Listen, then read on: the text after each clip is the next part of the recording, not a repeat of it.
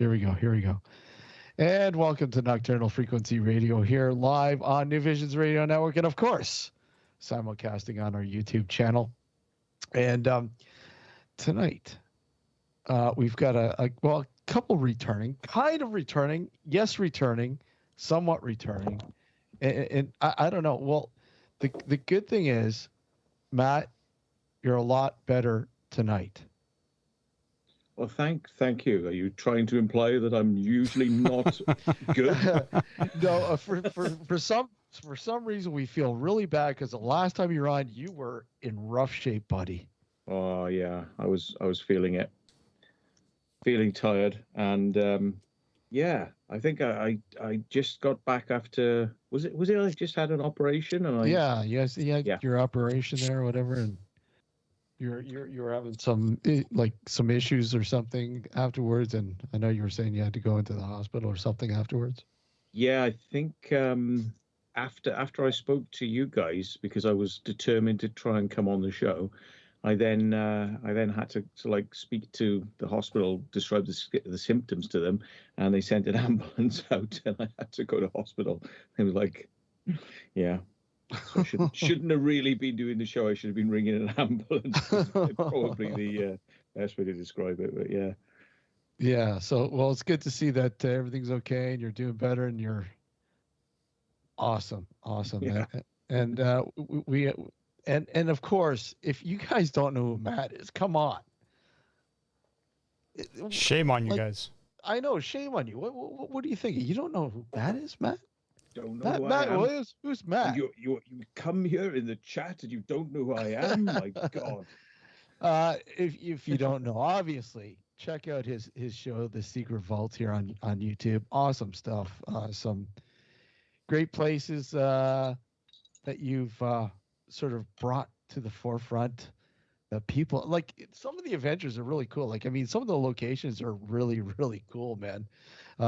Like we mentioned that that fort. I think where was it again? It was the tunnels. Those tunnels, man. It was they just seemed so endless. And it looked like we were talking about the brick was built right into the tunnel, or the tunnel some into the actual stonework. Yeah, that's right. That was Scraysden Fort. Yes. In Plymouth. Yes. Yeah. Incredible place. Yeah. It's almost like the structure of the building was built around the rocks, but you didn't see it from outside. It was kind of like by walking through the tunnels, you encounter parts of the structure of the rock. And it's like, and everything moved around the rock, and kind of, yeah, it's bizarre. You'd imagine in these days they would just slice the rock off, but back then they actually built the building around the rock. It was, yeah. Well, yeah, you can actually see like the crevice where the rock and the brick actually it seemed like it was endless. Going in the background there, it was pretty neat. Yeah. But yeah, the tunnel seemed endless. Creepy. It was like Dracula's castle, and it had that endless quality to it. It's like, are we ever going to get out? And we went down deeper, and then you sort of like come out onto another area, and then it goes down again. It's like sort of 1,000 flight of stairs sort of things. Have you ever had like a really weird experience in one of those places that you can't explain? I'm trying to think the most weird experience I've had in a bunker like tunnel. I'll get back to you. I'll have to think. I mean, we had ghostly type things.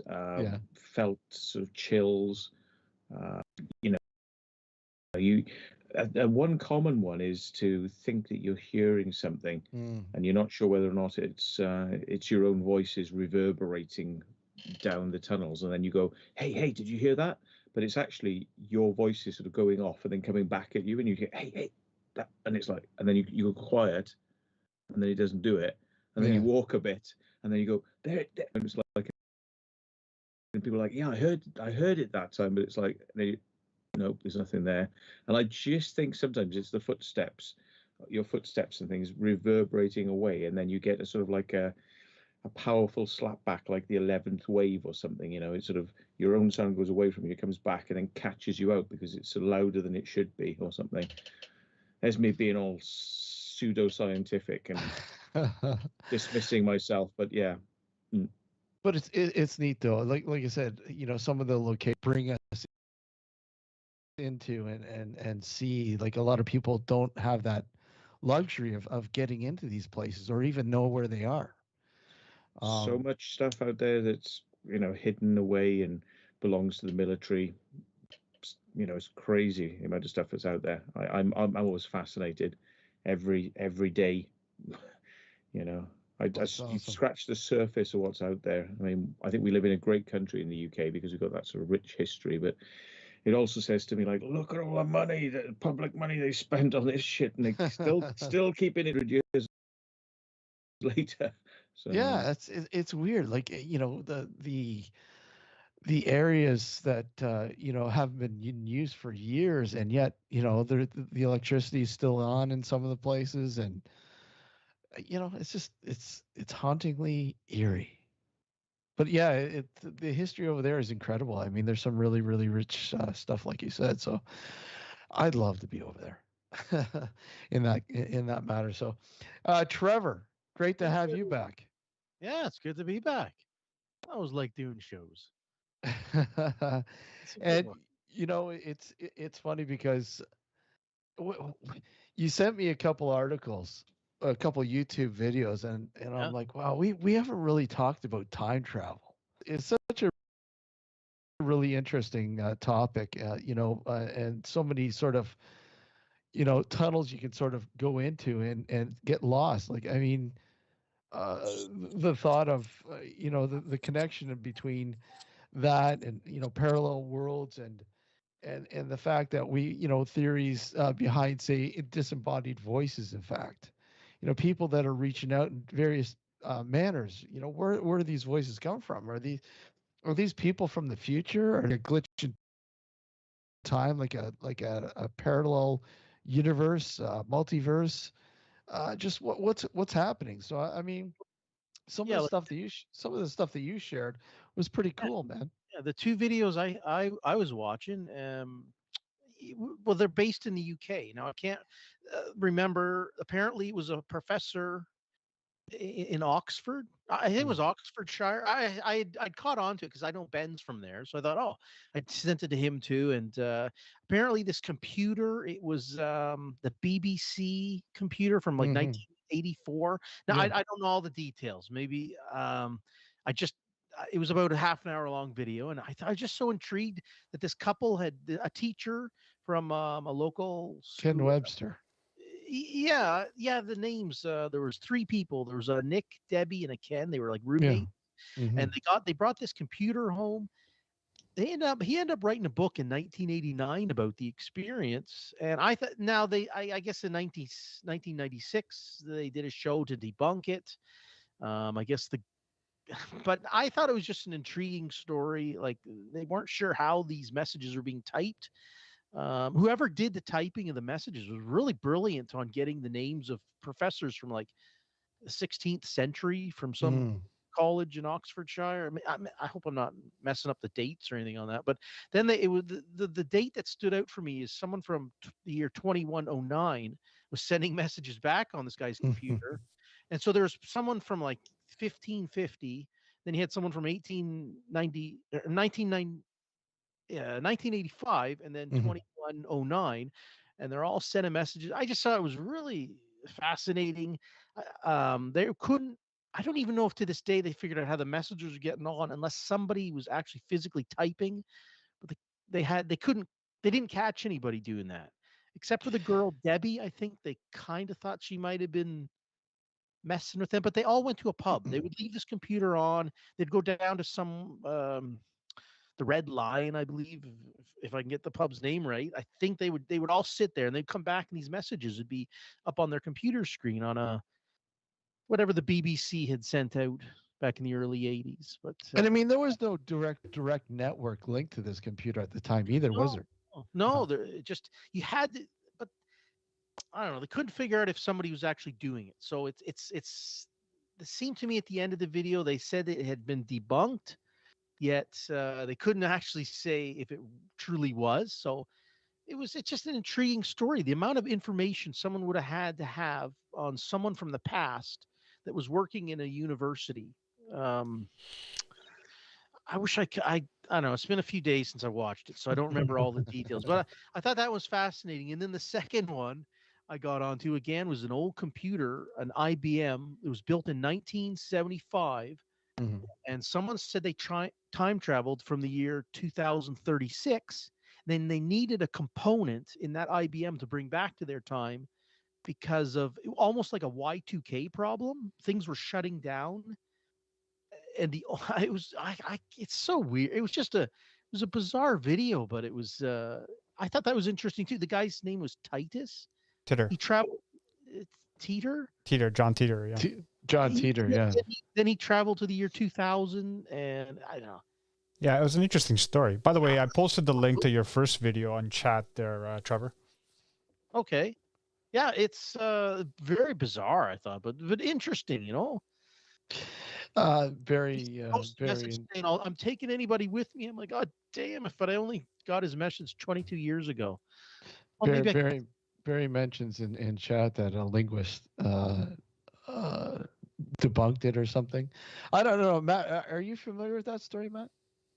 Yeah, it's off the top of my head. It's begins with E. Is it a famous case that says like something E? I always get like this. I can remember the first letter or something. Is it Ensley case or something like that? Is it it's referred to as?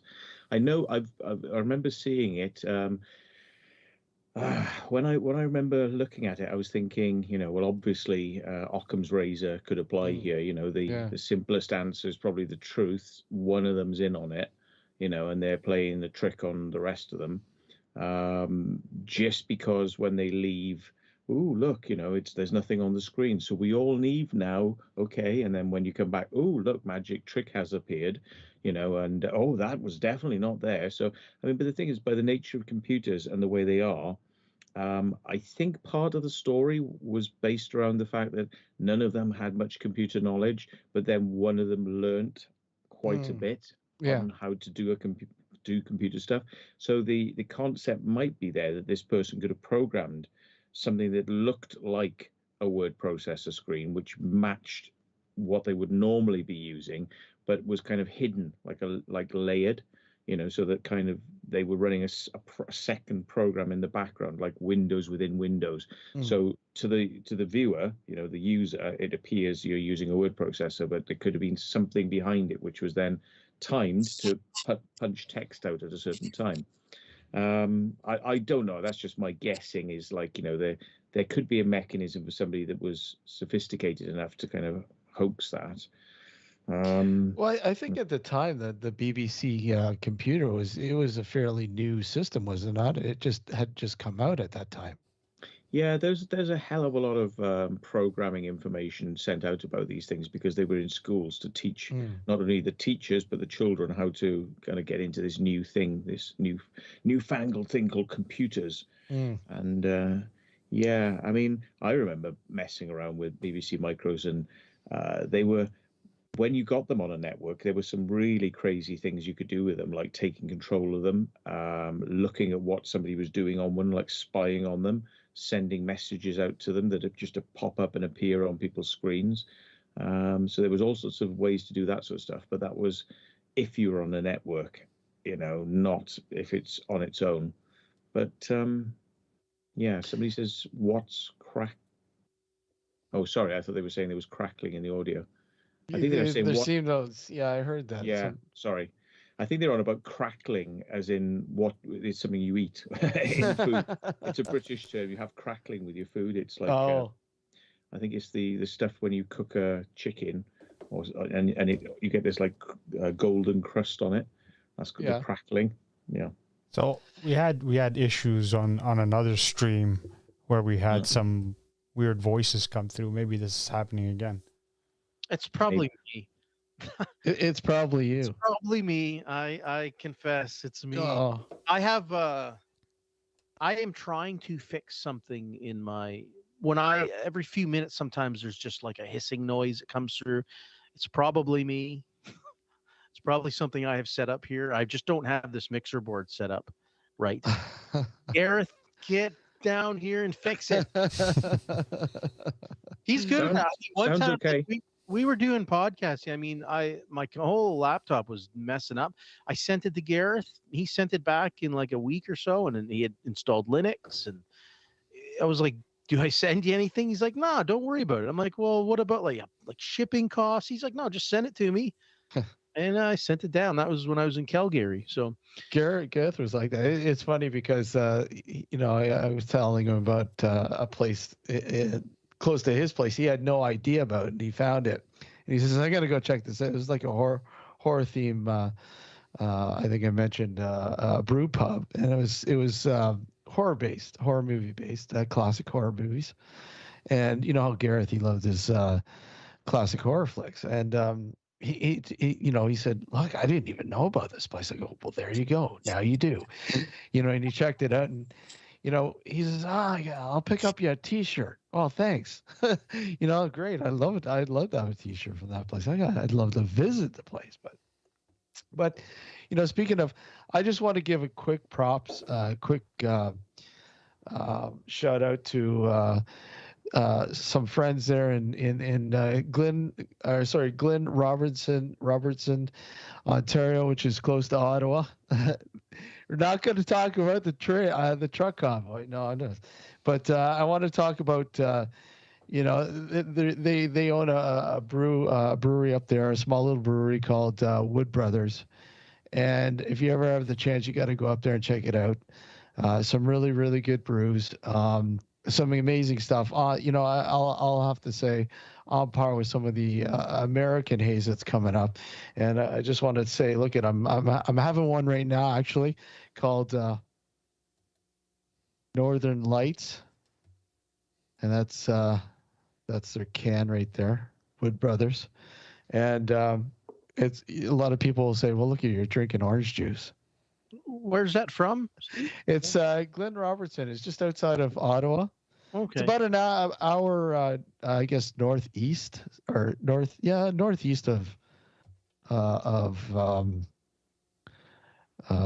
Ottawa. Actually, no, it's more east, I guess, of Ottawa. I don't want to say northeast. I don't know, but east of Ottawa, outside of Ottawa, about an hour roughly. And I just want to say, I've been enjoying their stuff for a long time, and I wanted to give them a quick shout out and say, look, thanks a lot. Keep up the great work, guys. You're doing an awesome job, Mark and the folks at Wood Brothers Brewing. So back with the time traveling sort of aspect of say, the computer, the BBC computer incident there, and Teeter. I mean, we've all heard about these people that just mysteriously appear and make claims of being from the distant future, and there hasn't really been too much in terms of, well, look at like debunking these. It's like they come and then all of a sudden they totally disappear. I mean, what do you think about the validity of a lot of these cases that come forward? These people that claim that, that they're from that they're time travelers and that they're here to warn us, if you will. I mean, isn't like the golden rule is not to say too much to us, to let us know too much? I mean, Matt, what do you think about a lot of these cases, a lot of these claims that have been made, from people that have supposedly come from the future? Yeah, there's science says that you can't travel back in time, and then they kind of now say, well, maybe you could if you had enough power. But it would take like the power of like more than a black hole to kind of be able to do it. It would take the power of many solar systems in order to be able to do it, and this sort of stuff. So so it is possible then, if you have enough power. But it's possible that you could maybe send a signal back in time a lot easier than you could send a person. And people have theorized about sort of doing things with signals and communications with radio waves and maybe quantum computing, because quantum computing, I suppose you've all heard about this entanglement idea, that something, if it's entangled, could be moved across the universe to a distance that it would take maybe, tens of thousands or hundreds of thousands of light years to travel that distance. But theoretically, if you jiggle something with the quantum structure here on Earth, the structure would also oscillate or change far across the universe instantaneously. So it implies that all this kind of distance and relativity, which Einstein talked about, which said, like as you go across space, the faster you go, time slows down, you get time dilation. That doesn't apply to quantum reality. So maybe the secret to time travel is not in the standard Einstein relativity model of the universe. It's more to do with a quantum sort of universe, which is maybe the wiring under the board. I think it's kind of how it's being seen. The quantum universe operates in a completely different way to classically understood physics, and could explain telepathy, could explain parallel universes, and could explain possible time travel. What are your thoughts, Trevor? Time travel. Oh my God. I don't. I don't. I'm no physicist or anything like that. I just do it more for the like the science fiction kind of thoughts, and for me, just personally, I just think about like if I could time travel, what would I do? Go backwards, and what would I change things? Just on personal level like that, but I don't know. Like those videos I sent you. Like, is it possible for someone to come back? Like, I mean, I always hate to think when people. It bothers me. Perhaps we can't. Like they say, you can't break the speed of light. Okay, it bothers me when people say it. It bothers me when people say things. So I think it's got to be done. Maybe I can't do it, but I've got to. Somebody out there has to be able to do it, and that's where I on time travel, like, there's got to be somebody out there that can figure out how to do it. But do you know what I'm saying? Like I they keep saying things that can't be done, but I'm sure at one point they said you can't break the speed of sound. Well, they did that. Maybe they can. Maybe these things can be done. So on time, when it comes to time travel, I don't like to hear it can't be done. I don't like how people say that, but because maybe perhaps it can't be done. But I always think there's got to be somebody out there that thinks the same way as me, that has like some Einstein brain that can figure this out, right? Yeah, I think maybe they have. I mean, if you took your smartphone back 20 years ago and gave it to yourself, you'd be like, "What the hell is this?" Yeah. Come on, look at the first iPhone. Yeah. And look at the latest version. I mean, so Trevor, I think you're. I mean, our phone, you just I have a phone that's made by Cat. It's from the UK, made by Bullet in the UK. I really like it. It's waterproof. If I took that, I mean, it's got more power in it than I think they did to put a man on the moon, sort of thing, right? don't our laptop, all our digital devices now are. So what about in 40 years from now? Technology. Yeah. They might look at our technology and go, man, that's archaic. So I think with today's understanding, people say it's impossible because we don't understand everything that there is to know. Yeah. You know what I mean? And that's part of the issue. I mean, as smart as Hawking's is, as smart as Einstein was, or both was, because they're both dead now, but you can't possibly know everything that there is to know about the universe. And I don't care who says what, I don't give a shit. And when you don't know, making statements like that, like definitive statements like that, irks me, because you're basically telling me that you think you know, but you really don't know. Well, it's like you're a kid. And you can't. A friend of mine said the same thing you said earlier, Steve. You can't travel back in time. And he lost me when he said that. I'm like, fuck, man, don't say that. I hate when people tell me that. Maybe it's because of my imaginative whatever. My imagination wants to take me places, right? Well, And you I know, don't understand. It's like my daughter. She's 8 and she's talking about wireless energy. well, We talk about things like that, and I'm like, I don't know where it's like trying to tell people there's more to the the physical world. I mean, there's the metaphysical, and when you try to explain to people what the metaphysical is, you totally lose them. So I mean, there's a lot of stuff out there that is explained, but people just don't know it's explained. They don't really look into it. I mean, they don't want to.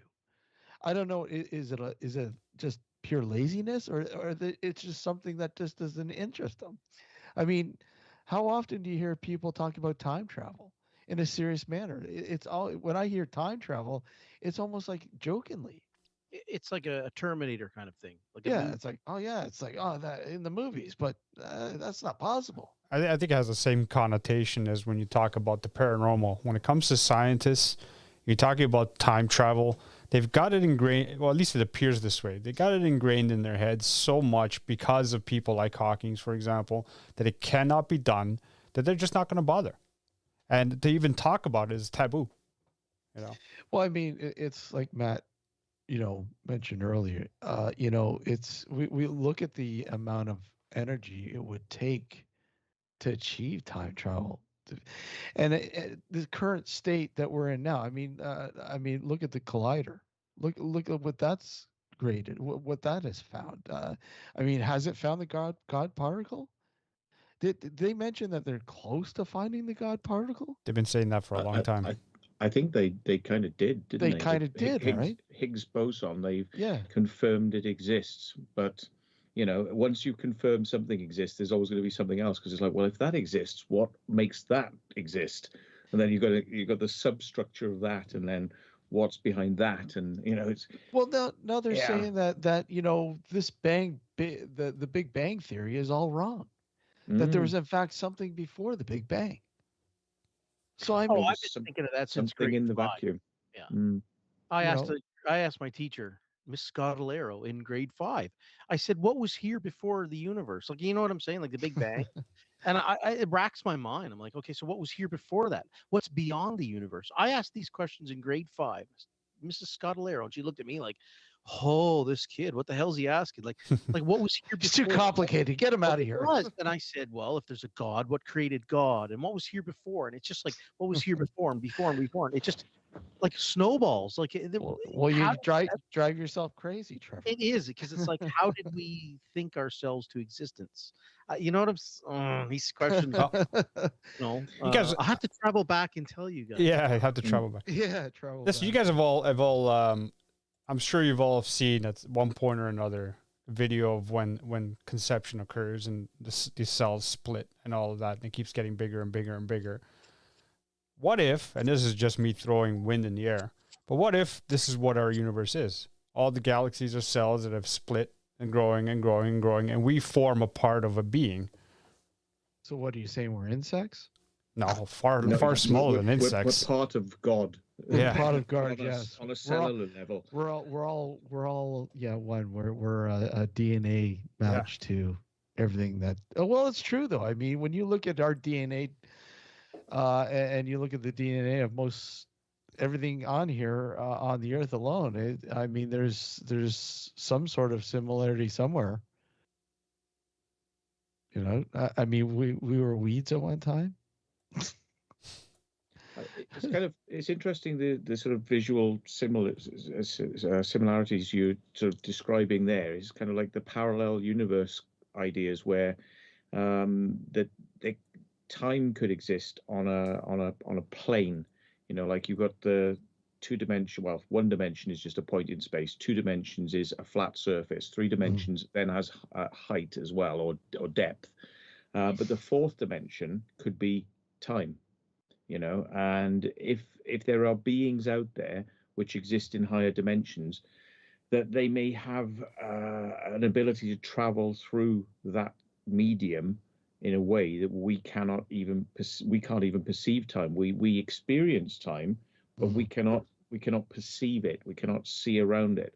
And in the same way as it's just very easy thing for us to understand: up, down, left, right, and depth. For a being that's in a higher dimension looking down on us, they may see our time and be able to rewind it and fast forward it, or experience multiple realities of our existence as well, the parallel depth. And if parallel existences do exist, it means that in the same space that we're living now are all these other existences as well, where different outcomes are maybe happening to the universe and people that live in it. So, and then it's kind of like, do we chop off realities as we change and make decisions, and these kind of then create like a tree structure, which is sort of what you were saying. It just popped into my head because in as much as you told time travel can't happen, then you hear scientists going, oh yeah, but parallel existences are real, and that's a real thing, and that could be about time. And then if you've got these multiple dimensions, then kind of a being could go forwards and backwards. But you said you can't go forwards and backwards in time. And, oh yeah, but if you were a hyperdimensional being, which can't really exist, but if they did, they would be able to go forward and backward in time. Right, okay, yeah, right. So if you're a god, you probably can.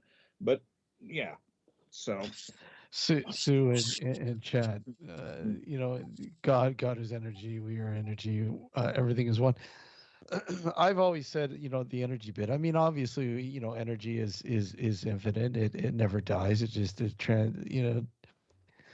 it moves on in some form or another. And I believe us, are the same. I maybe the physical vessel may pass on, but I mean, our energy is an imprint and it carries on. But the thing is, does the consciousness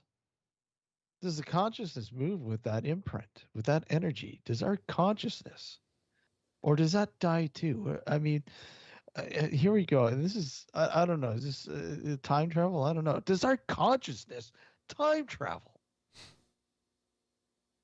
I mean, does it travel somewhere else? I mean, what do you think, Matt? I mean, our consciousness.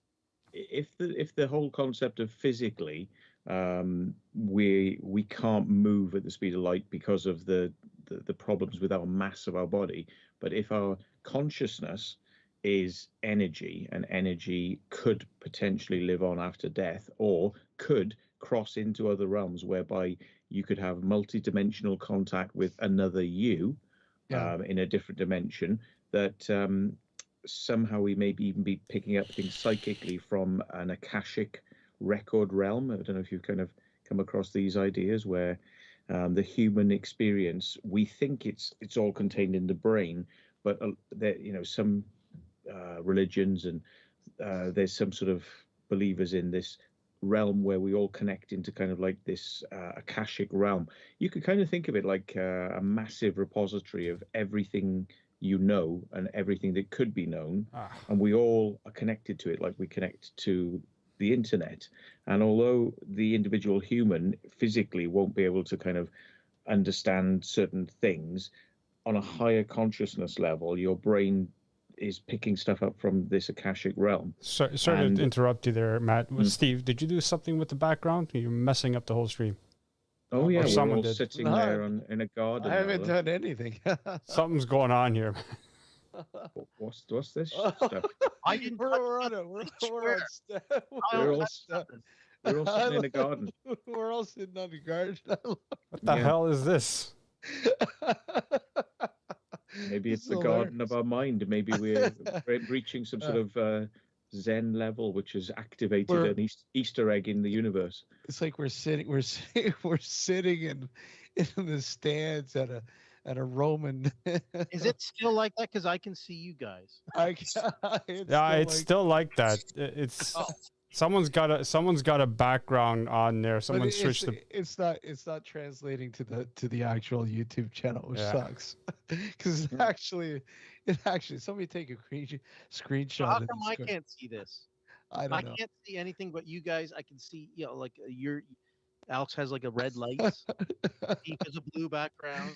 Somebody take a screenshot of this. This is hilarious. I can't. Why can't I see it? How come I can never see these? Yeah. Okay, I'll take a photo of it. You You guys have time traveled without me. What the hell's Yeah. going on here? It's weird Honestly, mode. We've I been can't hacked. see anything. I Yeah. can't see anything. So. We've been hacked. You're gonna take a photo here.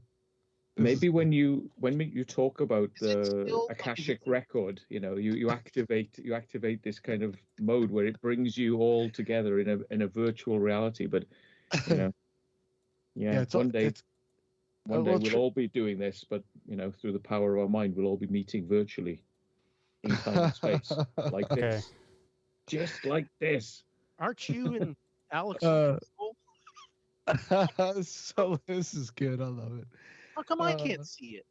I can't. All I see is right in front of me. I see you three guys looking. Someone activated together mode. Somebody Skype. activated together mode. Yeah, I saw it does say on mine together mode. Yeah. I don't know what that means though. That's what that background is. It just puts everybody in like one screenshot. Trevor, there you go. Can you see that, Trevor? I can see that. Okay, it's like I'm sitting on a step. We're all sitting. How come I can't see it though? I don't know. It's hilarious. Okay. Aren't you guys in control? Yeah. This freaks me out when shit like this happens. Oh man, too much. Well, we're gonna key press, perhaps. It could quite possibly be. We're gonna take a break here in a sec. Anyway, in a minute. We're gonna have to because this is. I don't know where it got activated from, but there we go. Hey, All right. B-face computing. Yippee! Jeez. Well, that's entertaining, right? Yeah. but the public can't see it, just us, is it? No, I know. They all they can see is us resizing in boxes. How come I can't see it though? I'm always left out. All right, we're gonna take a short break here, and hopefully when we come back, we'll have this all sorted out, guys. Oh man, it would be kind of funny if you could just say, well, all right, then let's just go to that and play that, and people could see it because it's unintentional, but it's actually kind of funny as well. But it's quite funny. You going on break now? Okay, you're listening and watching Nocturnal Frequency Radio here on the New Visions Radio Network, and of course you can't see the fun on New Visions Radio Network, but if you're on YouTube, hey, there you go. We'll be right back with Matt and Trevor. Don't go anywhere. Hopefully we'll have this all sorted back when we come back.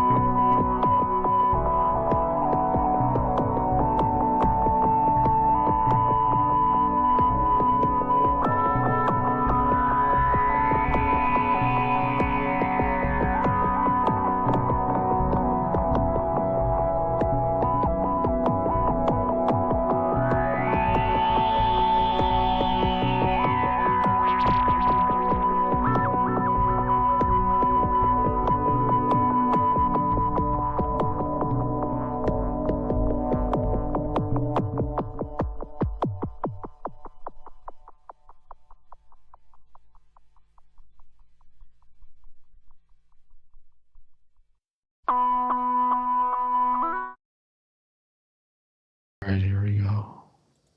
And welcome back to Nocturnal Frequency Radio here on the New Visions Radio Network, and of course, simulcasting on our YouTube channel. And well, it seems that we're, you know, it kind of reminded me of. It kind of reminded me of, you know, we kind of look like the statues on Easter Island. Just wait a sec. Heads on these pedestals, these stone pedestals. It's like we were at a Roman Colosseum looking at something, and it's just really weird. I don't know. And But where I did didn't see it.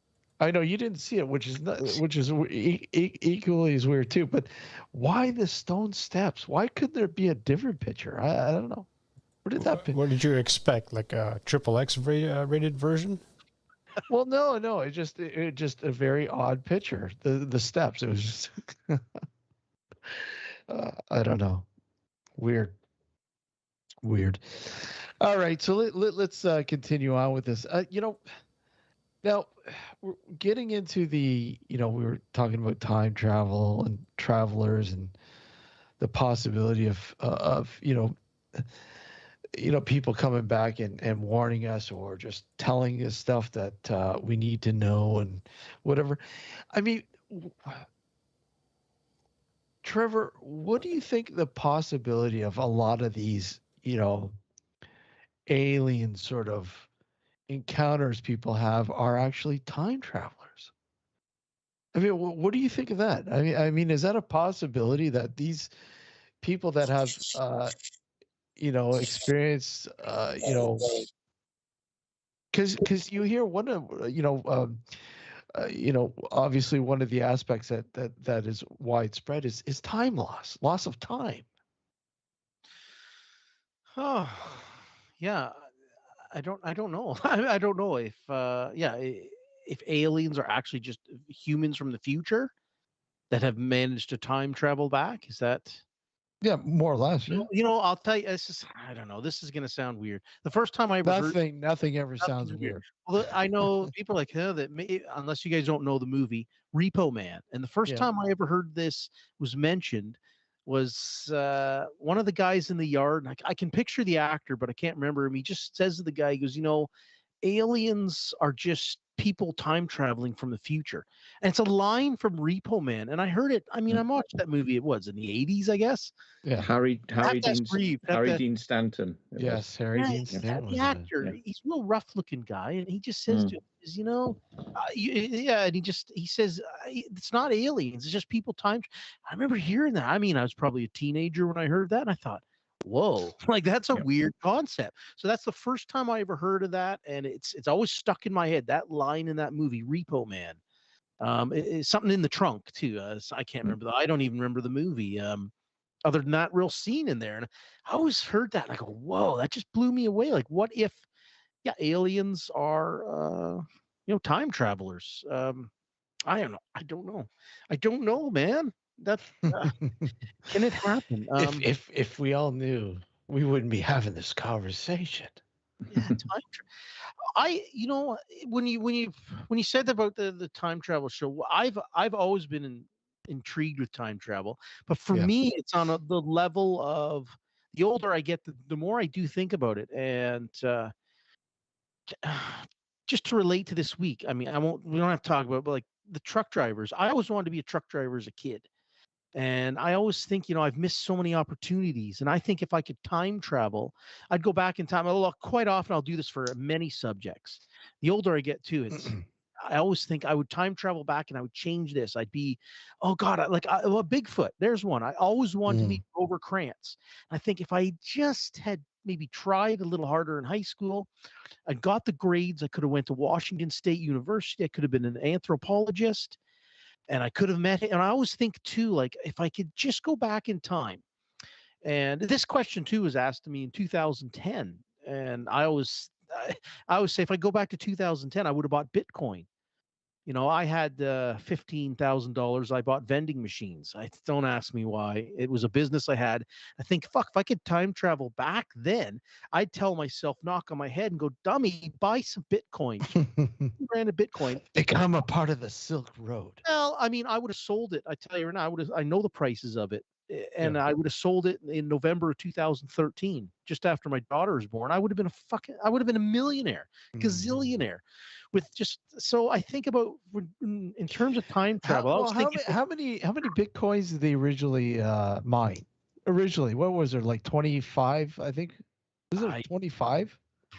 I don't know. I have no idea. I'm not a Bitcoin person, but I think it was like 25 physical Bitcoins that they actually, and that's why they're worth so much if you were able to get one of these things. Oh, see, can you imagine traveling back to 2009, 2010 and buying? But this is what I think in time travel. Like if I just time traveled back, in high school too, I wanted to be a park ranger. So, but then I think, why am I, I'm happy where I'm at in my life, but I don't know if you guys romanticize about that. You go, if I could go back to high school or for me, it's always high school. I would change it. I would be an anthropologist. I would have been working in just doing different things. I would have met Grover Krantz, or if I had become an archaeologist, maybe I could have went and I always think too, like, oh, if I did this and that, maybe I could have ended up on Joe Rogan. And no, I do that. I do that Alex, if you were able to go back in time, what would you want to become?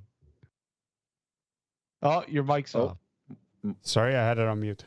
Yeah, I don't know what I would have become. I still don't fucking know what I want to become, but I know what I would have done. What would you have done? I would have invested in like stocks and like Apple and Google and all of that kind of stuff and be fucking laughing my ass off, Mario. And open your own burrito shop. There you go. See?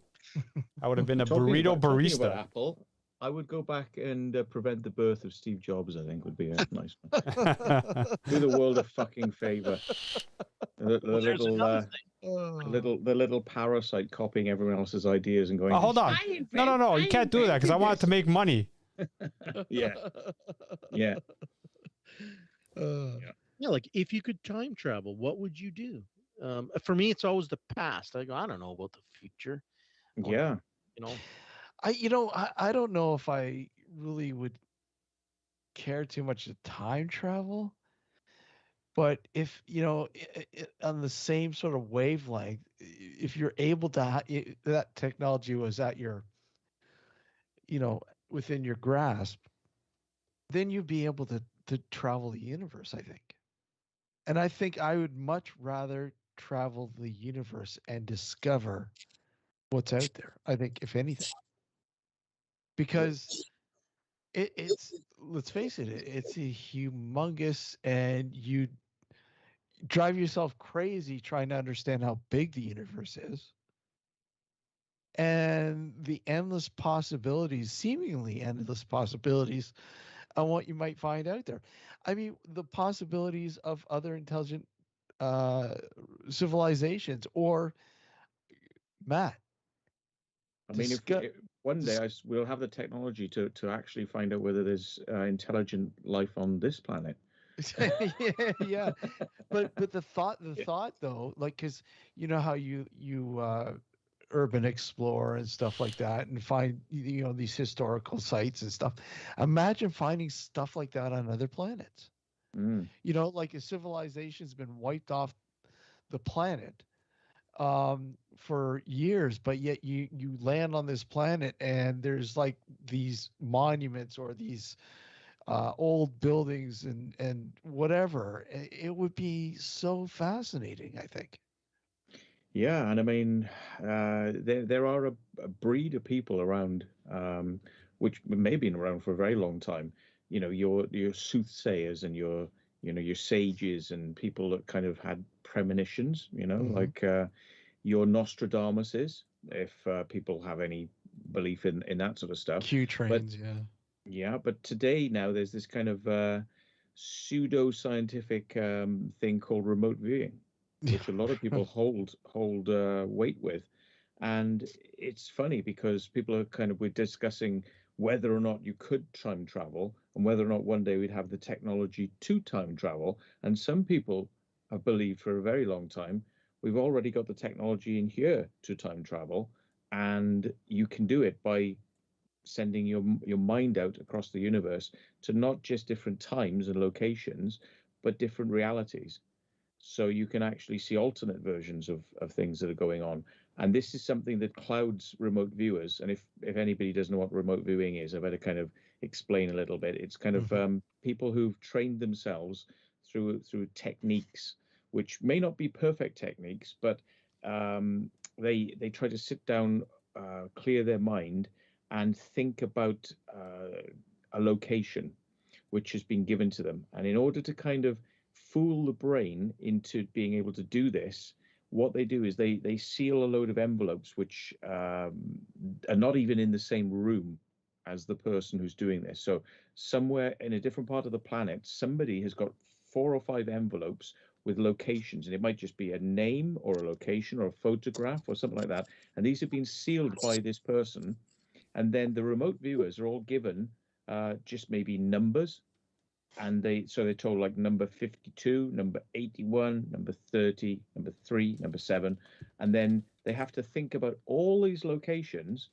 and out of those locations they have to kind of come up with an idea of something. And the reason they do multiple targets is because the brain knows all the targets, so it knows all the possibilities, and you have to fool the brain by not saying which one you want, and that kind of tricks this thing into somehow kick-starting it, and kind of getting it going. And sometimes you get really crappy remote viewing sessions, and sometimes you get really spot on targeted sessions. And that's something that I think people have maybe been tapping into for a very long time through history. And maybe I'm going out on a limb here because this is just like wacky subject matter. Can you prove it? Some people believe that there are time travelers been leaving clues behind for people who have become famous or have become rich or have become the royal families and the ruling elites and this sort of stuff. And this is kind of maybe why we can't understand how ancient man knew stuff about the universe that they couldn't know. Maybe it was sent to them. Maybe they traveled there through their minds. Maybe this is the mysteries of the universe, and how do they know these mathematical things and these scientific things? They couldn't have known it, and science was like, no, it's bullshit. It's bullshit. Well, maybe one day when we know enough about the mind, we'll have a way to connect into this, and we'll be pulling all this information out from the universe and putting pieces of this jigsaw puzzle together, and the possibility that we as the human race have existed longer than what they're saying. I shouldn't say it's a possibility. I think it's a reality, to be honest. And the fact that there was civilizations before. I mean, I think they're talking. What's I'm not thinking. Is it Mesopotamia? I'm thinking of, but there's a settlement in Turkey, I believe it is. That date. Becky. Yes, that dates back. Is it 11,000 years? At least. And they're saying after the pretty much just shortly after the last ice age, I believe that it is somewhere around there. And they're saying the fact that this is so intriguing is the amount of the architect in the pillars and this community, leads people into believing that the technology that we had when we were supposed to be hunters and gatherers at that point. And that was what 9,000-10,000 years ago. So dates back even before that. So the possibility that I mean, is there like a sort of a recycle, a restart? I mean, do you think that? Do you think there was a restart here? That in fact the Earth is much older than what we believe it to be? Well, Maybe. I don't know about the Earth, but I think civilization. Now, I lean heavy on two fellas, Randall Carlson, who talks about like the Younger Dryas about 12,800 years ago, and he also has partnered up with Graham Hancock. Yeah.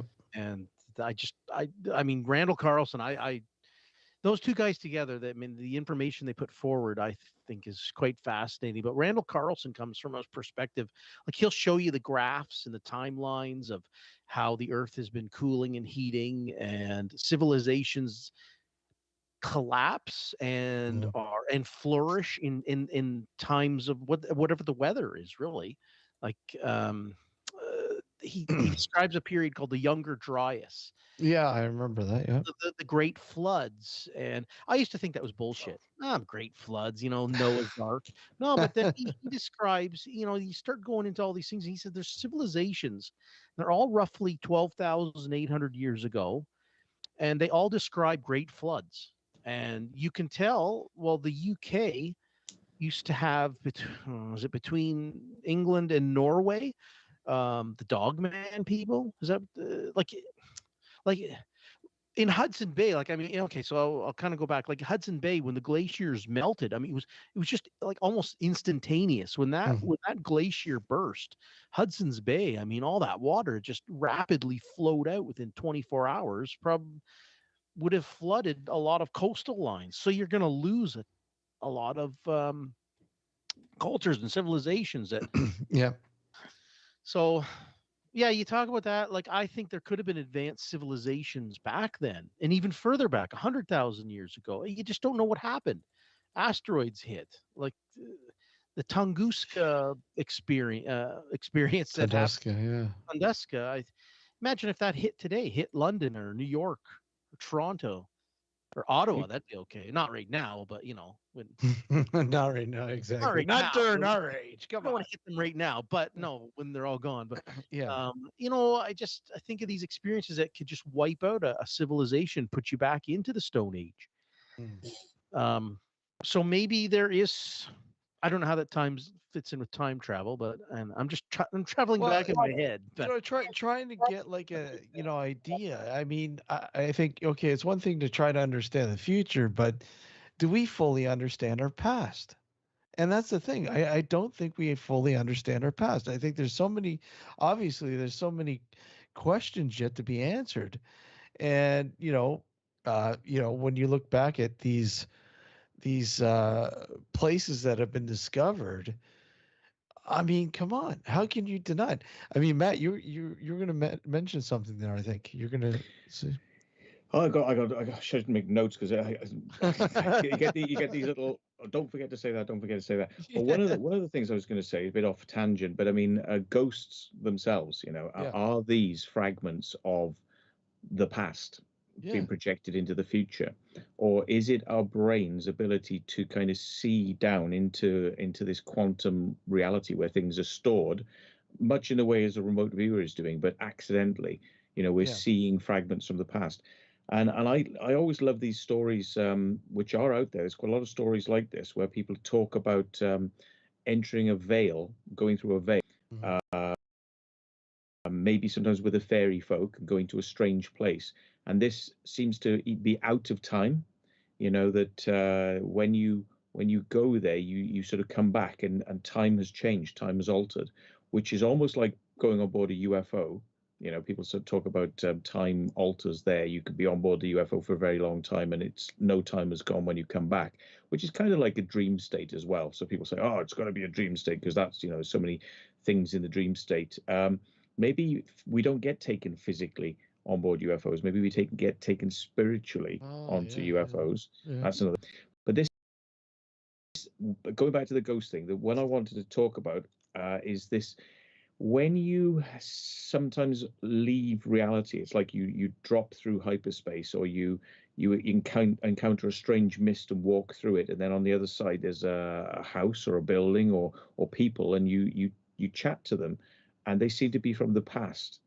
And there are these stories about money being exchanged, things being bought, but people don't seem to like be phased by the fact that you're wearing modern clothing. They seem to accept you as kind of just normal people. And you say, well, can I have some food? And they go, yes. And you give them modern money, and they accept it and give you goods in exchange. It's almost like as if when you travel back into the past, there's a filtering system. So that's kind of like somebody else's body. And I think this is kind of the way that people have written this into science fiction is the story of Quantum Leap. If you think about that story, it's kind of like these ghost stories which have appeared, whereas somebody goes back through technology or something through the veil and goes into somebody else's body, but when people look at them, they're that character, but it's the consciousness is from somebody in a different time. And I wonder whether people do this, and I wonder whether the body in itself is just a vehicle for the consciousness to kind of temporarily experience this right now. And if you take that consciousness out and you plug it into something else, you could plug it into an alien body, or you could plug it into a completely different type of being on a different planet, and live an existence there. I wonder if things like comfortable in that way. And so these ghost stories, anyway, people have gone back into the past and they've seen things, learned things, and brought it through into the future.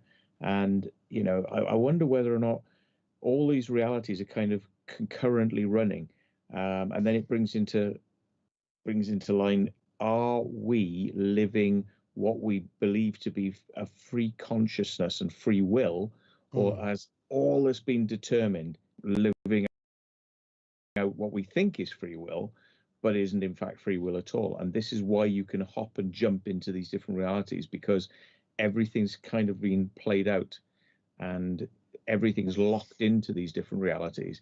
And if we just had a mechanism to kind of navigate them, we could step in and out of time, we could step in and out of locations and realities, possibilities. But what would have happened in these different realities? Maybe that's what ghosts are, some of it. Can we sort of tie that into the imagery and the experiences that we have when we're sleeping? I mean, I don't know how many times, and I'm sure you guys have all been through this. Many people have been through this, I'm sure, where you've entered a dream or whatever, and you are with people that are so familiar, but yet you don't know who they are. And you're in an area that just seems so familiar, but you're unaware of it. You just don't know. You don't recognize it, but it just seems so familiar.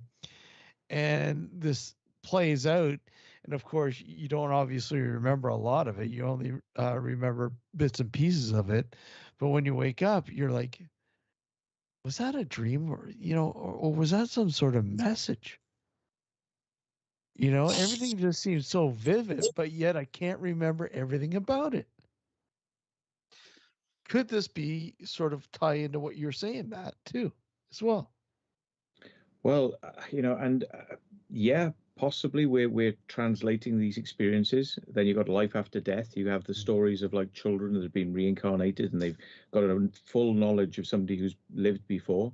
This is very common in India, where it's kind of fostered more, where this idea that if you don't kind of suppress the growing child, that you kind of allow some of these things to come out, then sometimes these stories will flourish, where people have kind of got either they've got a connection to their past life, or they've got this connection to the Akashic record where they're just reading off a life. They're sort of maybe not their life, but they're connecting to that Akashic record in some way. And maybe we're all kind of, recycled, and when we're reborn, we're kind of erased, so we don't remember. Kind of, this is the kind of scenario that we're kind of led to believe, is that we try again. If we don't kind of get it right, we come back and try again. So maybe we're all time travelers. Maybe that's the big fun thing of life, is that we're all actually doing what we say can't be done. We're all doing it all the time. And that's the kind of the big cosmic joke, is we are all more connected than we ever could know. And, if we want to go around living life denying that, we can. But ancient people used to kind of believe in telepathy, believe that you could send a message out there through time and space, and that people would get it. I 100% believe in this, because I've had experiences myself. I've sent out psychic messages, people have picked them up. I mean, I've had things where I've woken up on 3 consecutive days with a vivid image from a dream, and in the dream, somebody I haven't spoken to for a long time is like really garishly sort of going, ah, ha, ha, ha, ha. And then the phone rings, and I pick up the phone, and it's that person. Yep. 3 days on the trot that happened. I mean, I believe in this sort of stuff. Oh, yeah, I agree. Yeah. There you go. Premonitions. The phone's going to ring, and who's going to be on the phone. Yeah. I have had that. Thinking of a person a week later, Chris will send me a message on Facebook. People I haven't seen since high school, and I'm thinking about them going, I wonder how they're doing. Another thing is making me think about is, I don't know where deja vu plays in. I don't know where you guys think about that, but I'll just tell you about 2 moments in my life. One was a real life. Well, they're both real life moments, but this, again, it's just a weird. Why can I remember this? I was 17 years old, sitting down in my friend's basement, and his dad was there, and we were watching The Running Man. And through that whole movie, I had a cold sweat, and I never told my friend, his name was Trevor, and I said, I've already watched this movie with you. And the whole time we watched The Running Man. I was sitting in his basement, and he's like, what's going on, man? I'm like, I just had this feeling I'd already been there. And it's making me kind of, I'm actually kind of shaken now thinking about the moment again. And I don't know why it makes me scared to think about it, but I remember being 17 years old, sitting in the basement going, I've already watched this movie with my friend and his dad. It was like, I don't know, a Friday night or something. And there's that moment. And another moment I had was a dream of a big a berm in front of a building that was being built. Mhm. And I had a dream, and I woke up and I go, that was a dumb dream. I can still remember it in my head right now. And when I was 18, I was walking down a sidewalk, taking a girlfriend at the time. She was going to the hospital. We were walking on the sidewalk, and I looked at this dirt berm, and I looked behind it, and it was a hospital being built. And I said to her, I've already been here. She's like, fuck off, like, get lost.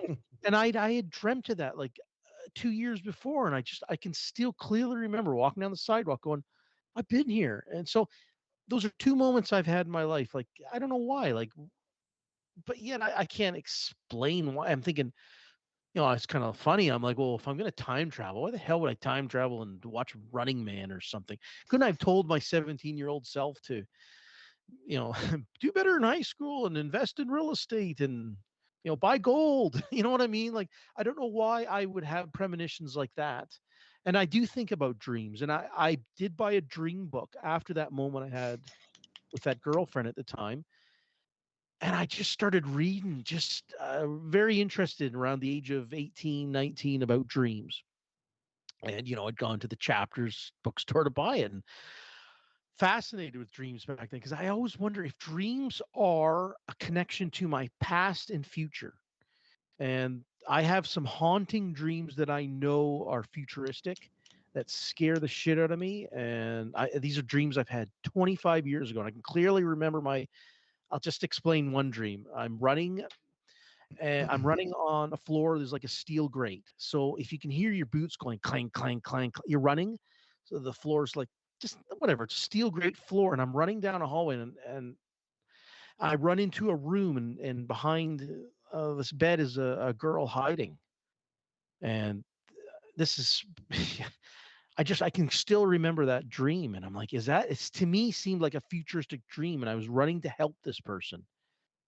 And that dream still sticks in my head. So Now, I've often wondered, is it, I don't know if I've, that one sticks out, but I don't know if I actually watched the movie Aliens, because sometimes I'm like, man, that seems to me like the movie Aliens with, I don't know. I hope, I don't know about that, but I'm thinking maybe I watched the movie Aliens and that's why I dreamt that. But I often wonder about dreams sometimes. Why am I having these dreams? Why do I dream certain things? I've had dreams where I'm riding into battle with William Wallace. And this is long before I watched the movie Braveheart, knew anything even about that.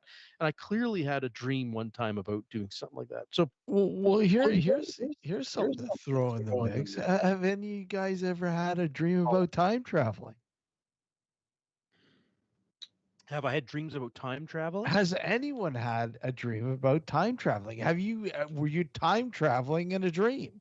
Well, I mean, all I don't think I've ever had that, but my dreams are all time traveling. I mean, I wish I could video. Now, here's technology I wish someone would make is to videotape dreams. I talk to my family about dreams every day. I ask my daughter, "What kind of dreams did you have?" She, "What did you have?" And I said, "Well, I dreamt I was aboard a spaceship and I had blue skin and black eyes, and I looked out the window and I could see the bottom of the oceans. They were just crystal clear." She's like, "Well, that's another dream I've had." And I remember walking through the ship, and I look into a mirror. I'm like, wow, I got some funky blue skin, and my eyes were just as black as a black hole. But I remember looking out the ship I was in, and I could see to the bottom of the Atlantic Ocean. Like I could see the bottom. It just looked like the ripples on a beach, and I could clearly see it. I'm like, oh, I'm like, is that a futuristic me and my conscience? Like not me. Like you said earlier, is it your conscience traveling through different bodies? Through different times, and maybe I misunderstood that, but no. I mean, does your consciousness travel? does it? Yeah. I believe I'd like to believe that your consciousness is energy. Obviously, it's creating energy, but does it travel the same way as it wouldn't be a body, obviously, because the body is a physical vessel which dies, unfortunately. But but your physical being, your consciousness, does it travel with your energy sort of imprint, if you will? Does it travel together, or does it separate and go in different directions? Does it just die off? Just who I am gone once? Well, you like to think it's expended energy, so I don't think it would die off. I think it would be infinite. I think it'd stay there. But the thing is, do you separate from it? And you can kind of get into like past life regression, if you will, when you're talking about that. Like I'm having these memories of something that seems so real to me from somebody who was so famous, or like Alex, you had a past life regression. I did, yeah. What was that like? It was intriguing. I don't know if it was just a flight of fancy on my brain's behalf, but just to make it a quick story, because it's a long-winded one. I kept having these recurring sort of half dreams, because I wasn't fully asleep, of me being in a guillotine, being with my head chopped off. And so that led me to wonder, why the hell am I keep seeing this every time I try to go to sleep? So I searched for past life regression therapist, and I found one. Went to see her. She did a past life regression, and she brought me back. And I found myself in some kind of forest in Eastern Europe with a whole bunch of dead bodies around me. And I was telling her, because I told her this, and she goes, well, why are they dead? I go, because I killed them. I go, why would you kill them? Because they were after me. They were trying to kill me. And when she kept saying, well, why would they want to try to kill you? Because I kept telling her, because I'm different. And that's all I kept repeating. Every time she'd ask me that question, she tried to probe even further. I just kept telling her that. I wouldn't divulge anything else. And it was an interesting experience, because at the beginning of the session, she told me she was going to record the session and give me the tape at the end. By the time we got to the point where I told her that I had killed all these people, she stops the session, proceeds to do a clearing, and then resumes the session after the fact. And while she's doing the clearing, after she did it, she goes, okay, I got rid of that negative energy. And in the back of my head, I'm thinking, no, you didn't. Then she proceeds on with the regression. And then when she brings me back after the session was over, she couldn't wait to get me out of there. She refused to give me the tape, and she just wanted me out of there. That's weird. But yeah. Barry mentions, Alex, you watched Alien Comet last night.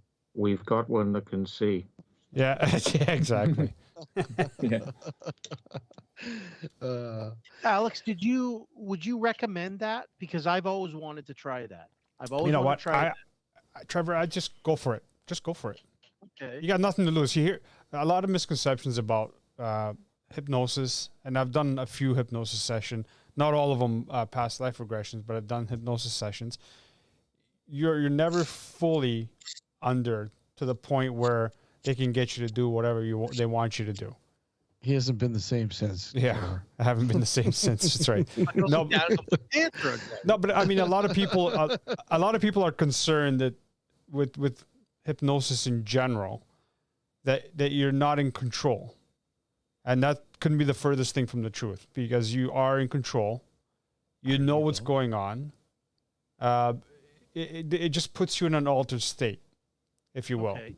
Which is kind of like meditation in essence, right? Right. But it's a guided meditation, and the hypnotherapist will take you through certain steps. If it's a past life regression, he or she will take you to a certain way to get you back to that sort of level, right? But I would try it. Just give it a shot. You got nothing to lose. I've often wanted to try it, because when we talk about dreams, and I'm like, why do I have the dreams I do? I mean, they're just wild, the dreams. And I tell my daughter, we always talk about dreams, and she's like, Daddy, your dreams are fascinating. I mean, I dream in color, and I just wish I could videotape them.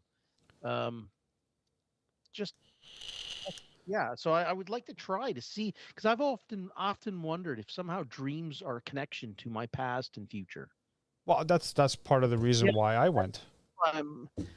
My dreams, like, I don't. The oldest one I had, I think, was I seemed like I was in William Wallace's army at one time. That's about I have never had any like dreams I'm in Rome or anything, but I've had a lot of futuristic dreams. Like I say, like I had that dream where I walked by. I'm like, I've been here.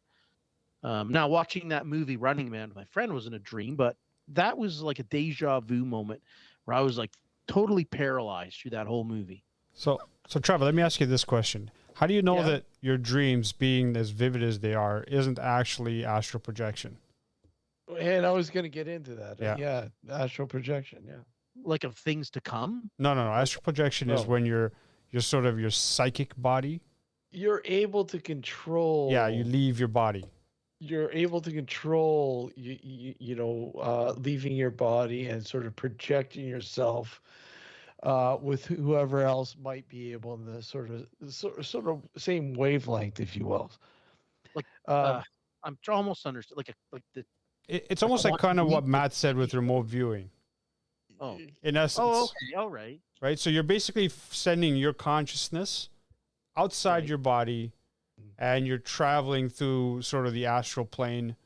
And, I mean, obviously these are just, take it for what you will, because you can't prove or disprove, but you're basically doing that. And in your case, if you've come across scenarios where in your waking state, you said, I've seen this place before, it could very well be that you have, because you've projected yourself to that place prior to actually being there physically.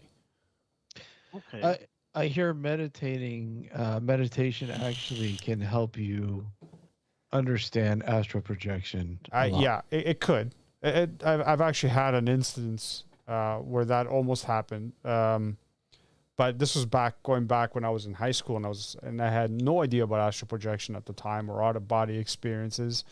And I was meditating, and it, because I was having problems falling asleep, and meditation was the only thing that was helping me fall asleep. And after, a few months of doing this, one night I go to bed, I close my eyes, clear my head, get into a meditative state, and when I'm half in and out of sleep, I sort of feel myself kind of leaving my body, and that jolted me away because I had no idea what the fuck was happening. And since then, I haven't been able to meditate, and probably because I scared the shit out of myself. But it was one of those things. Had I known then what I know now about astral projection, I would have just let it go and just gone forward, right? But because I didn't, I just snapped awake, and that was it, right? Who knows where I could have gone? And he's never been the same. There's a lot of instances where I could have never been the same. Matt, your thoughts on astral projecting? Yeah, I mean, is this something that you've been able to? I've done some weird stuff, but I've not tried to develop it too much. If people are interested in this, by the way, there are some techniques that you can kind of look up how to train yourself to astrally project. And there's also some good stuff to do with dreams, whereby they say that you should always have a notepad beside your bed. Yes, you should note things journal, down. Yeah, because you lose so much when you wake up and it dissolves, even if stuff that doesn't make sense when you're dreaming, and kind of you write it down and then you start to sort of, your brain starts to train and focus a bit better on bringing stuff through from that other realm. Astral projection, yeah, I think I've kind of done some weird stuff with that a couple of times, and I remember coming back into my body a few times. Not developed it though. I've had some weird experiences, which now I think about it, because you've got to trigger certain things before you remember, like, oh, remember that time and that experience that happened.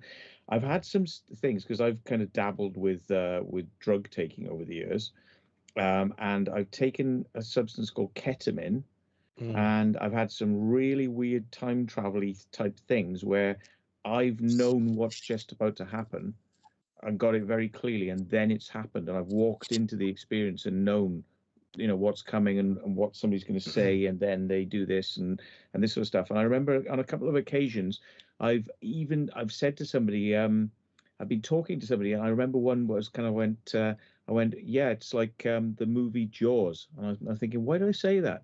And then they went, what are you on about? I was like, Jaws, like dana dana dana dana, and then the music has played. Jaws has played, and I went, there you go, Jaws, and the music's playing like on a it's come across the television or something like that. I'm like, shit, that's really weird. And talking about premonitions, because of course ketamine is the big astral projection. I'll come back to premonitions in a second. Ketamine is known for its weird properties to go out of the body. And people talk about floating above their body when they're on the operating table, and ketamine has been used as the anesthetic, and it's still very popular use drug to this day, used a lot more in children for some reason than adults, but it is still used. And people float above their bodies and watch what's going on in the room and hear conversations. They float into another room and they can hear conversations going on in different rooms, and then they come back and they say, oh, I heard you guys talking in another room and you said this, and people are like, no, that can't be right. And then everyone's kind of arguing over how could they know this, and it's like, weird things that you never get to the bottom of them. And then you've got premonitions, which is kind of like, I've had conversations with many people who said things like, driving down the road, I knew something was just about to happen. I put my foot on the brake, and then a tree come down in front of me in the road. And it's like, I've had a few conversations with people like that about premonitions. Well, is that not time travel? Is that not weird time travel stuff?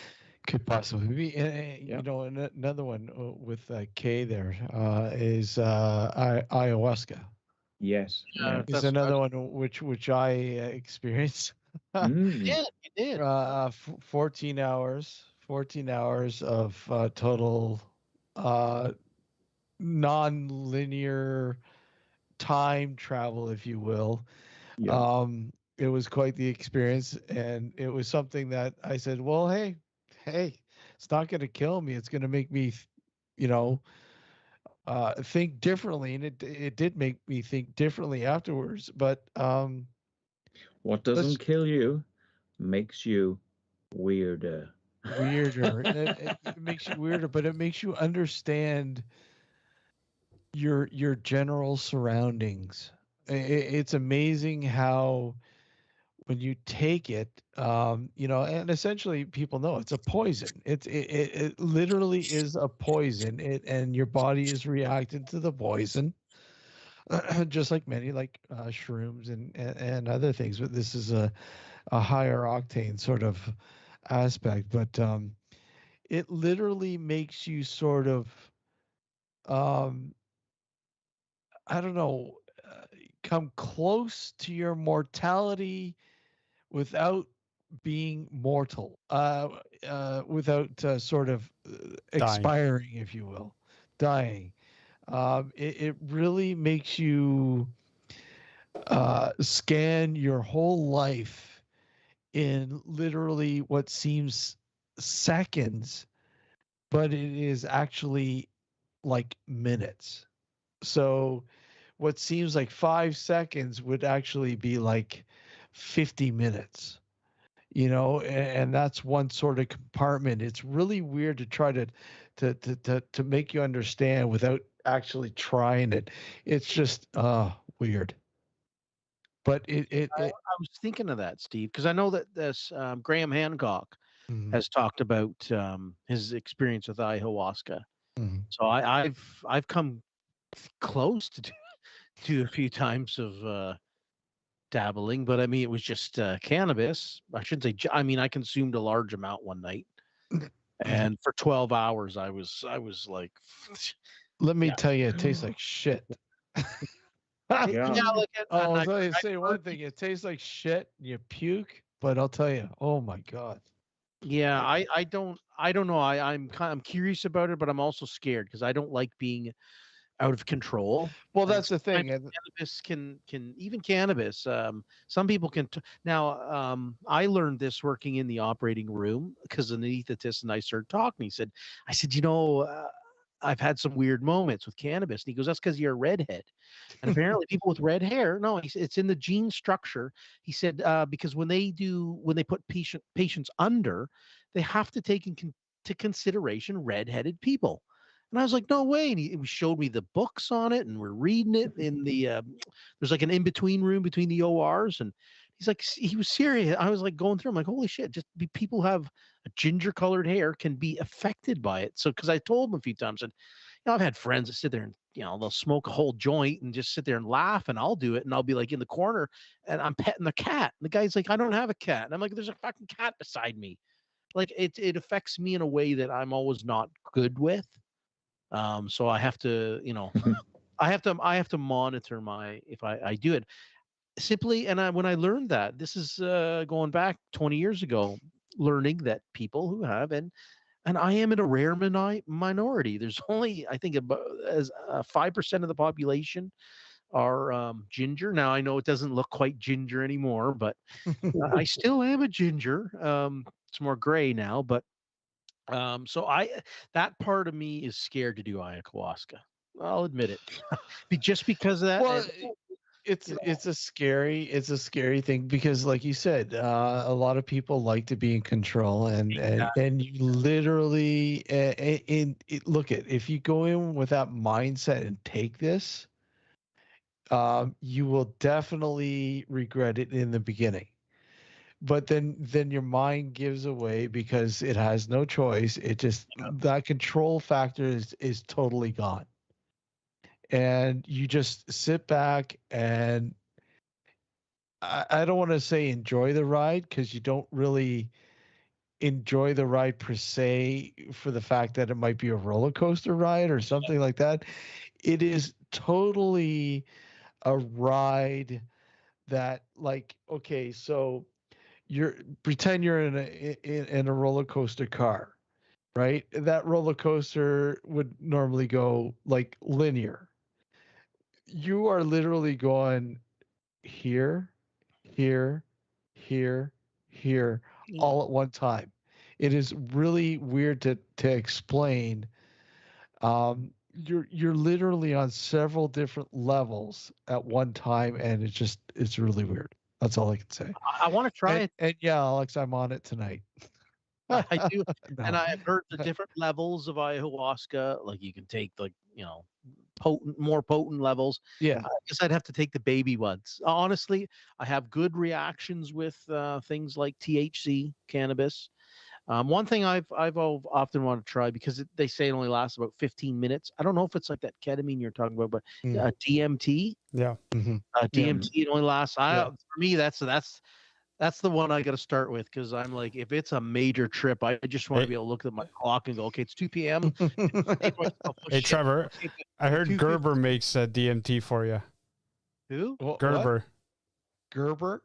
Yeah, well, you said baby, baby. Oh, baby steps. No, I know, but but does this have anything to do with connections for the consciousness being projected from in and around the universe? And well, that's the thing. And I mean, look at like, what if we can't look at the studies? Sorry, go ahead. Look at all the studies out there, and we're gonna look at we're gonna get into the more nefarious ones like the CIA, with LSD and MK Ultra, with mind control and the amount of drugs and different drugs that they use to try to sort of control the mind in a certain manner. And drugs have been, I mean, again, you look at ayahuasca. I mean, it's a ceremonial sort of grassroots, sort of traditional way of trying to understand where you're going in life, what your life will be, and where that region of ayahuasca, where it came from, and that's something you have to understand when you take it, the reasoning behind it, and the sort of ceremonial sort of aspect to it, the history of it. And I think if you know that, you'll better understand why, what it does and why it does it to you and to your mind. Us living here, us living here in North America, and, in Britain and wherever, but it's a total. We have a totally different mindset than those who are exposed to ayahuasca on a daily basis, who have grown up with this, and it is a traditional sort of medication for them. It's a totally different trip. It's a totally different trip.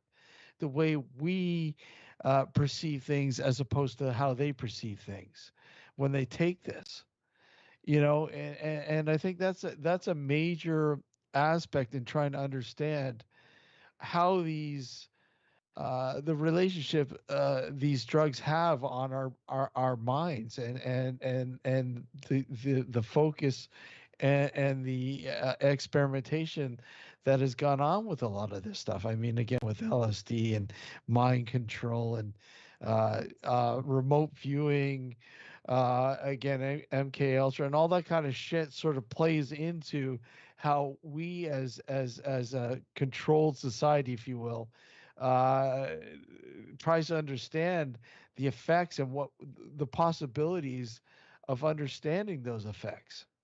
And that was kind of a stupid rant, but whatever. No. It's a damn ayahuasca. Yeah. How does that, like, what if the again, you talk about time travel, universal traveling, traveling the universe. What if these messages are put into things like ayahuasca? Now, ayahuasca, how in the hell did these guys figure out to take a vine and a leaf and they boil it, and they have to figure out to combine two of these things, because you can't just eat whatever the two components are. It's a vine and a leaf. You can't just eat one and get high and eat the other and get high. No, because you have to combine those two to boil it to get the drug. And there's something to do with your stomach. If you just ate one of them, there's something in your body that can block the drug that can make you high in ayahuasca. If I'm not a pharmacist here, but I'm trying to. But how in the hell did people living in the jungle figure this out? How did they figure, of all the thousands of vines? It's like a lot of drugs that naturally occurring in the environment, and again, how we have harnessed, well, not necessarily harnessed it, but you know, well, the same could be said with cannabis. The same could be said with shrooms. The same could be said with well, obviously you mentioned ayahuasca. There's so many natural ingredients out there that are technically they're nothing more than a poison.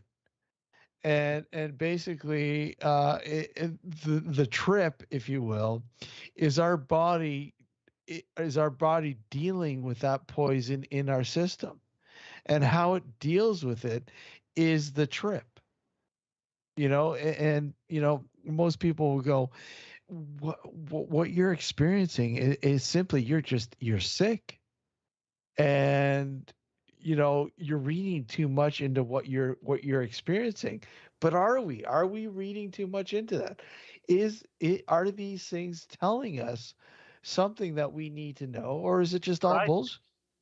I Is it all sometimes bullshit? wonder if this is a message being projected to us.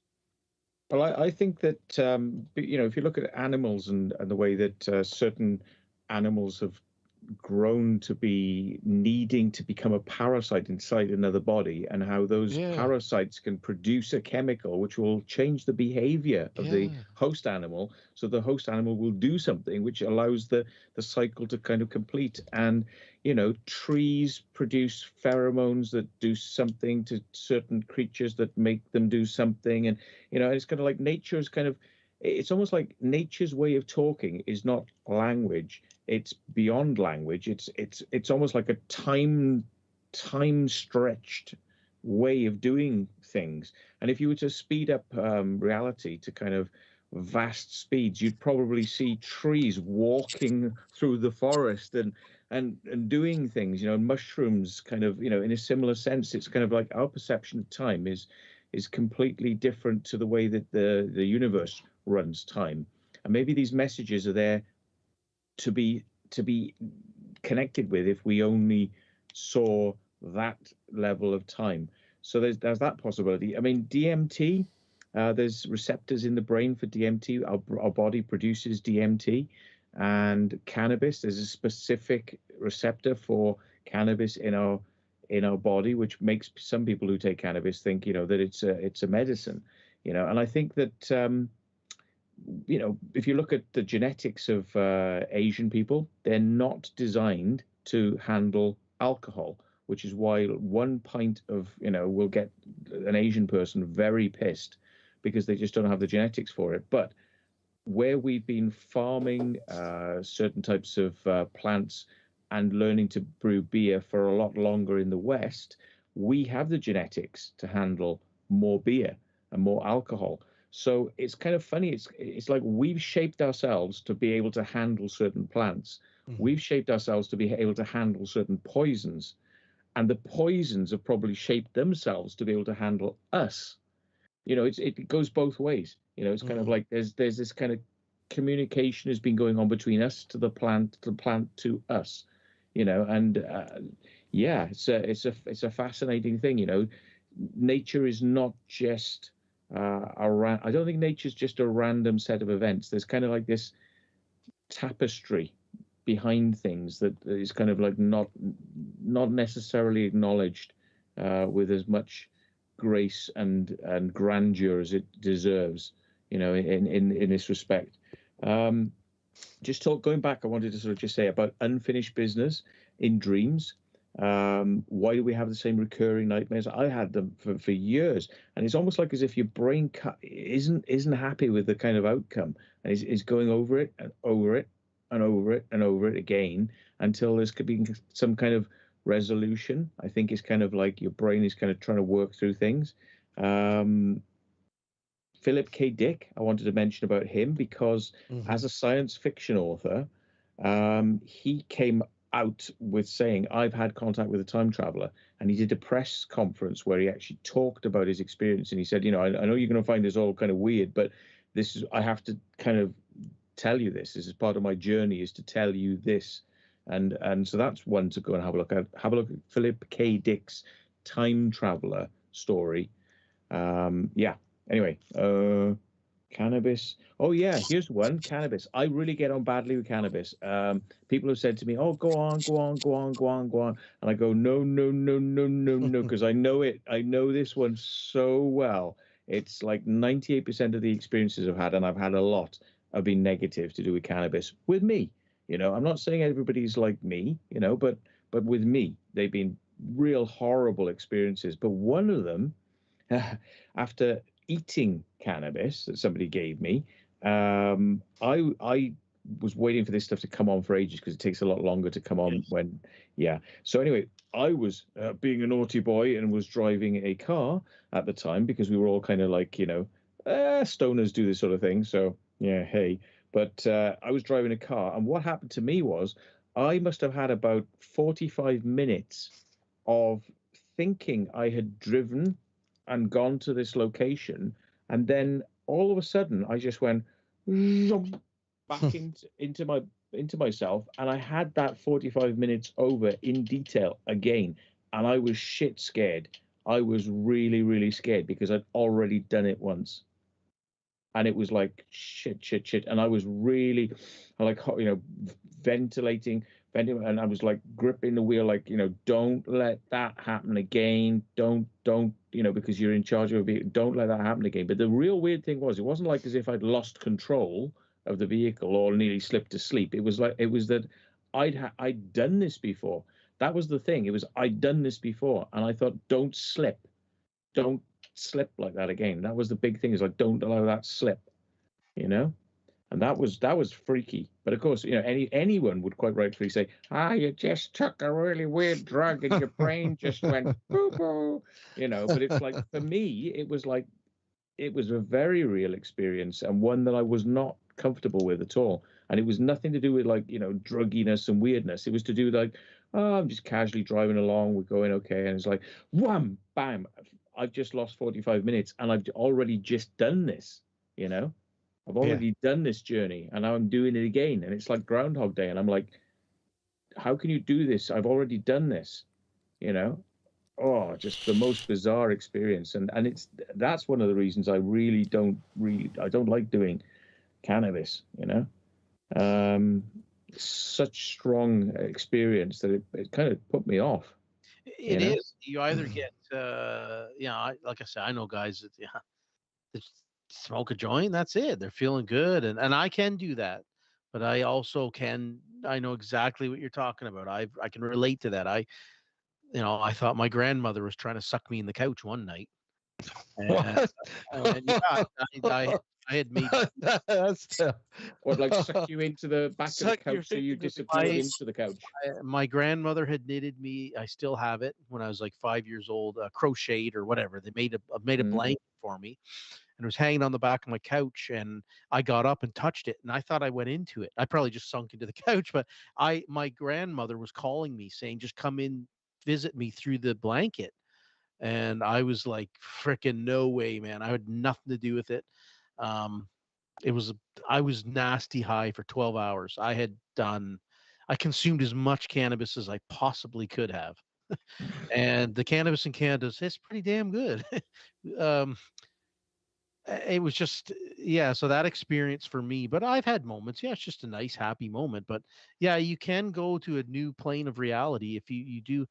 Well, I don't know. It depends on the person, I guess. But yeah, that moment, I still remember my grandmother saying, "Just come to me. Just come and visit me. Just go through the blanket." And I'm like, "I'm not going into the blanket." Now, is that funny stuff, or is it something happening? Am I receiving a message on a different plane of a higher state of consciousness, different plane of reality? I don't know.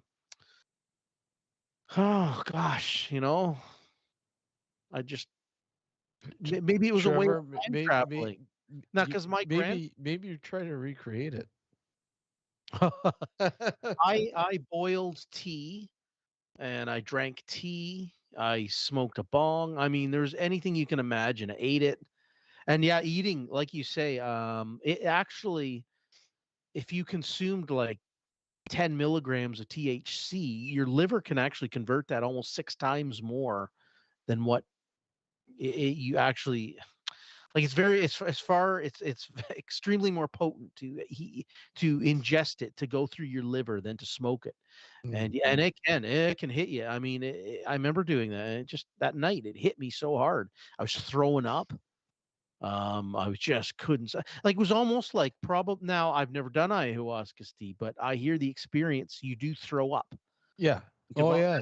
My experience In the beginning, in the beginning, you violently throw up. And yeah, I've heard what that's another thing. I'm like, I don't know. It kind of grosses me out, but I guess it's part of the what once you get by the poisonous sort of stage of it, and you get the your body seems to think that it's gotten rid of the toxins. That's when the trip happens. That's when you literally fly for like 14, 16 hours, whatever, depending on how much you take and what grade you take, and your body your body weight as well plays a major factor into how long or how short your trip may be. But like I said, I think I went for about 14 hours straight without sleeping. Yeah. Roughly before I started to come out of it. So it was quite the experience, and like I said, it's once in a lifetime. I don't know if I'll ever take it again, but it's just you're in an experimental stage. Hey, let's try it. Why not? Hey, you live once, right? Well, I'm just starting to think. Wasn't it the guy's name, Francis Crick, took LSD and he discovered the DNA helix? Yeah. Yeah, I think that comes to mind too. I Yeah. mean, was that a message sent to him from the future or something? Like, because how can, like, if time travel can't be done through a machine like an H.G. Wells kind of thing? Isn't that who did the time machine? H.G. Wells. H.G. Wells, yeah. Yeah. Or if you can't build an actual physical machine, or be like Doc Brown and turn a DeLorean into a a time machine, what if messages can be sent through these kind of mediums? Yeah. Where am I don't know exactly. I'm trying to link that into like messages from the future, from beyond. Can be found in these plants. But if someone can build a DeLorean and send it, or a TARDIS or something, and send it to me, I'll gladly go into the past. I'll go into the future. I think these drugs, a lot of the times what they do to some people is they inhibit the inhibitors built in within our human bodies. So meaning that whatever is preventing you from experiencing what truly is out there gets inhibited. So it allows you to actually experience what is actually going on everywhere around you. So you may be onto something, Trevor, when you say it's not necessarily that the message may be within the drug itself, but the message is out there.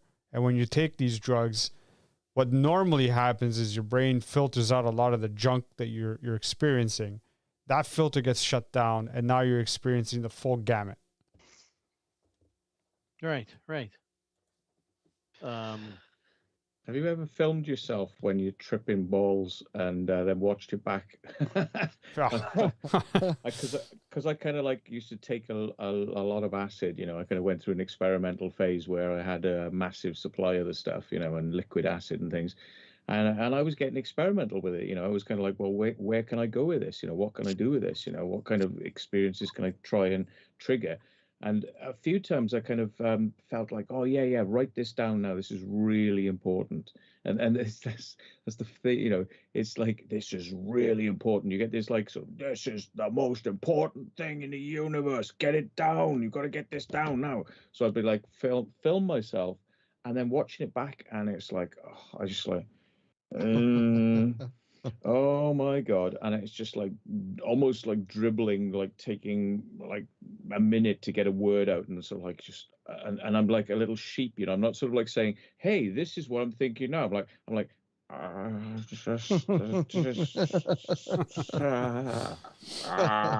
I was like, no, really important stuff was imparted there. So it kind of, yeah, it's an internal experience. It's very, very hard to kind of explain to people, but at the time that you're experiencing it is very, very important. But then to relate it, it's like you might as well just say, well, I was an alien that had 700 arms and 200 eyes, and it's so, well, you'd never believe what it felt like, but it's like, but then you're coming back into yourself and you go, that's the most stupid thing I've ever thought of. That's and your brain just goes like, no, and it's like, yeah, you automatically reject it as the drug comes out of you. Your brain goes, no, no, no, no. It's like, you don't think like that, and it's kind of weird. I think we reject a lot of things. And I think that's what a brain does, spends most of the day kind of thinking ideas and rejecting them. Yes. We're at the end here, guys. Well, I'm going to reject. We're rejecting each other right now. Let's reject ourselves. Well, let's I'm off. Matt, I'm pretty sure everybody knows where to find you. But anyways, throw your info out there about Secret Vault and whatever else they want to get in contact with you. I make a lot more sense doing urbex than I do talking about weird drug experiences. The Secret Vault. Check it out, guys. And Trevor, Third Rail. You guys are still going strong. Yeah, Ben, Emlyn Jones, and we do Third Rail, and I have a YouTube channel, Social Dilemma. Check that out. I don't know, find me on Facebook under Trevor Murphy. And I'll throw the link. I'll put the link up in the description too for Social Dilemma as well. So. Yeah. Sorry, Todd Metz just says, "Is this how it ends?" It's like, they're all just getting into it. It's just like flourishing, and then it's like, "Is this how it ends?" It's like this thing from the Matrix where she goes, "Not like this, not like this, oh, then like this, not like this." Yeah. Well, maybe another brick head will come up or whatever happened before. I'm still mad I didn't get to see that. That was hilarious. If you feel like this show's been really good, now's the time to drop the acid.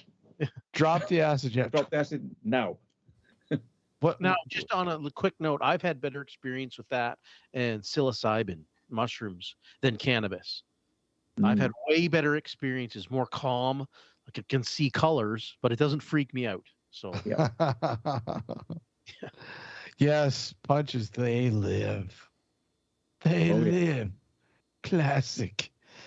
Guys, thanks for joining us tonight, man. Good. Thanks for asking me, man. Thank you. Really good convo. Look forward to having you guys back sometime soon. Definitely for some more discussions.